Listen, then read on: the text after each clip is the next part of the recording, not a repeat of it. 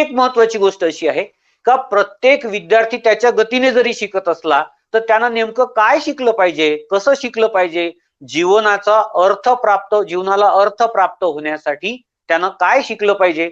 जसं आपल्या याच्यात भारतीय संस्कृती मध्ये असं म्हटलं जातं का द्विज, शिक्षणाला द्विज असं म्हटलं जातं. द्विजचा काय, आई जन्म देते परंतु त्याच्या जीवनाला अर्थ प्राप्त करून देते ती विद्या, शिक्षण. आणि हे शिक्षण त्यांच्यापर्यंत पोहोचवण्यासाठी अध्यापनाची गरज पडते. म्हणजे द्विज म्हणजे दुसरा जन्म. आई देते ते एक नैसर्गिक जन्म आणि शिक्षणाने त्या बालकाचा होणारा दुसरा जन्म म्हणजे त्याला अध्यापनाच्या साहाय्यानं तो अध्ययन करायला शिकतो आणि आपलं जीवन सुकर करण्याचा प्रयत्न करतो. आपल्या संतांनी सुद्धा म्हटलं आहे, संतांनी काय म्हटलंय, या हृदयीचे त्या हृदयी घातले. म्हणजे काय, का एका व्यक्तीजवळ असलेलं ज्ञान दुसऱ्या व्यक्तीपर्यंत पोहोचवण्याची